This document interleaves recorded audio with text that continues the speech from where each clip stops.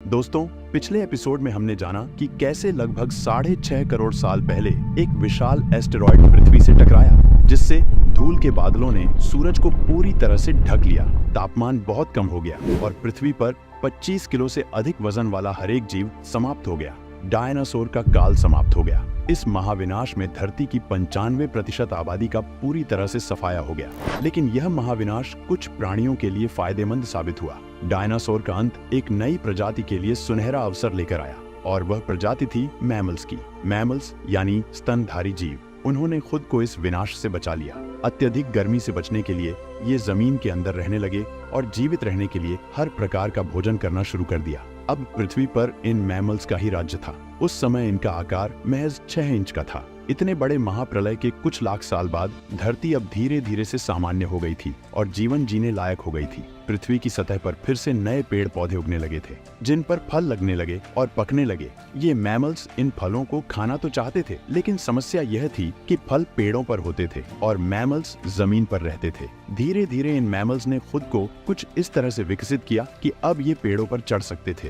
धीरे धीरे उन्होंने पेड़ों की दुनिया को पूरी तरह अपना लिया और फिर उन्हें जमीन पर आने की जरूरत महसूस नहीं हुई। आज से लगभग 4.7 करोड़ साल पहले धरती का वातावरण लगभग पूरी तरह से आज जैसा बन चुका था। इस नई दुनिया में हमारे प्राचीन पूर्वज समय के साथ साथ धीरे धीरे विकसित हो रहे थे। अब उनका आकार पहले से काफी बड़ा हो चुका था, लेकिन वे अभी तक हमारी तरह बिल्कुल नहीं लग रहे थे, क्योंकि उन्हें आगे चलकर कई अन्य प्रजातियों में विकसित होना था। इस समय धरती का तापमान 24 डिग्री सेल्सियस था और धरती का एक दिन लगभग 24 घंटे का होता था। इस वक्त धरती के सभी महाद्वीप अस्तित्व में आ चुके थे। बस एक नए भूभाग की रचना बाकी थी। धरती की टेक्टोनिक प्लेटों में एक बार फिर हलचल हुई, जिससे 2 बड़े द्वीप एक दूसरे के करीब आ रहे थे। ये वही भूभाग है जहां आज इस वीडियो को देखने वाले अधिकांश लोग रहते हैं। यह है भारत, जो एशिया महाद्वीप की ओर तेजी से बढ़ रहा था। और फिर इन दोनों द्वीपों के टकराने से एक नई पर्वत श्रृंखला का निर्माण हुआ, हिमालय।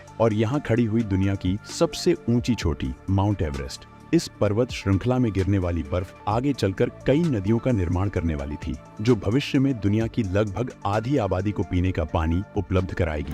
लेकिन धरती पर अभी भी कुछ कमी थी। यहाँ अभी भी एक महत्वपूर्ण चीज लापता थी, और वो थे हम, मनुष्य। लेकिन अब परिस्थितियां बदलने वाली थीं। आज से लगभग 40 लाख साल पहले अफ्रीका के पूर्वी इलाके में एक नई पर्वत श्रृंखला का निर्माण हुआ, जिसे ईस्ट अफ्रीकन रिफ्ट वैली कहा जाता है। यह पर्वत श्रृंखला मानसूनी हवाओं के रास्ते में एक अवरोध बन गई, जिसके कारण इस क्षेत्र के जंगलों में बारिश होनी बंद हो गई। इसी जंगल में हमारे पूर्वज रहते थे, जो पेड़ों पर बसेरा करते थे, क्योंकि वहाँ उन्हें भरपूर भोजन मिलता था। लेकिन समय के साथ इस इलाके में सूखा पड़ने लगा। बारिश की कमी के चलते जंगल सूखने लगे और भोजन की कमी उत्पन्न हो गई। अब उन्हें खुद को इस विषम परिस्थिति से बचाने के लिए कुछ ऐसा करना था जो हमारे किसी भी पूर्वज ने पहले कभी नहीं किया था। खाने की तलाश में उन्होंने पेड़ों से नीचे उतरने का निर्णय लिया। ये हैं अर्डिपिथिकस रमिडस। ये हमारे पूर्वज थे, जिन्होंने जीवन को बदलने वाला यह बड़ा कदम उठाया। उस समय उनका दिमाग एक संतरे के आकार का था और उनकी ऊंचाई केवल 4 फीट के करीब होती थी। हजारों सालों के विकास के बाद हमारे पूर्वज अब 2 पैरों पर चलने लगे थे। इस परिवर्तन से उनकी ऊर्जा कम खर्च होती थी और वे चलते हुए भी भोजन कर सकते थे। उनके दिमाग का विकास भी तेजी से हो रहा था और वे धीरे धीरे अधिक बुद्धिमान बनते जा रहे थे। समय के साथ विकास की यह प्रक्रिया जारी रही।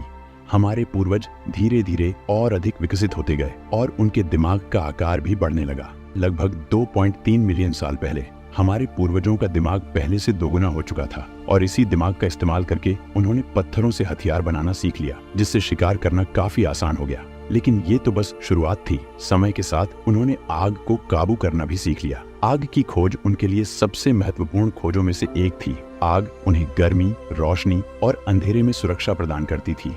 इसके साथ ही अब परिवार भी बनने लगे और हमारे पूर्वज अब एक साथ रहने लगे, जिससे वे अधिक सुरक्षित महसूस करते थे।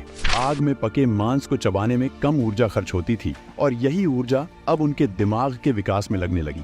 हमारे पूर्वजों का दिमाग अब काफी बड़ा हो चुका था और ये थे होमो इरेक्टस। ये हमारे पूर्वज थे, जो अन्य जानवरों से अधिक बुद्धिमान थे और सामूहिक रूप से रहने वाले पहले जीव थे। इन्होंने अपने संदेशों को दूसरों तक पहुंचाने के लिए अलग अलग आवाजें निकालना शुरू किया। इसी से भाषा का विकास हुआ, जो हमारे लिए बातचीत का माध्यम बना और यह हमारी सबसे बड़ी उपलब्धियों में से एक थी।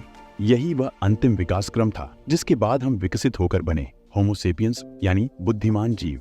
करीब 2 लाख साल पहले हमारे अस्तित्व की शुरुआत हुई। कई वर्षों के विकास क्रम के बाद हम होमो सेपियंस के रूप में उभरे। हमारे पास धरती के सभी जानवरों की तुलना में सबसे बड़ा दिमाग था। हमारे पास औजार थे, भाषा थी और सबसे महत्वपूर्ण बात, हमारे पास एक अत्यधिक विकसित दिमाग था। धीरे धीरे हमने खेती और पशुपालन सीखा। हमने विभिन्न संस्कृतियों का निर्माण किया और पृथ्वी के हर कोने में फैले। समय के साथ हम विज्ञान और गणित को समझने लगे। आज हम बेहद विकसित और आधुनिक हो चुके हैं। हम अपने आसपास घटित होने वाली घटनाओं को पूरी तरह समझने में सक्षम हैं। हमें पता है कि ये महासागर कहाँ से आए और हम यह भी जानते हैं कि जिस जमीन पर हम खड़े हैं उसका निर्माण कैसे हुआ और आखिरकार धरती पर जीवन की शुरुआत कैसे हुई। लेकिन हमारा सफर यही खत्म नहीं होता। हमें अभी और आगे बढ़ना है। इस संसार को और भी बेहतर तरीके से समझना है। तो आज के लिए बस इतना ही। अगर आपने इस वीडियो का पहला पार्ट नहीं देखा तो इस वीडियो को एक लाइक और चैनल को सब्सक्राइब करके आपके सामने आए इस वीडियो पर क्लिक कर दीजिए। साथ ही नीचे कमेंट में जरूर बताएं कि आपको यह सफर कैसा लगा।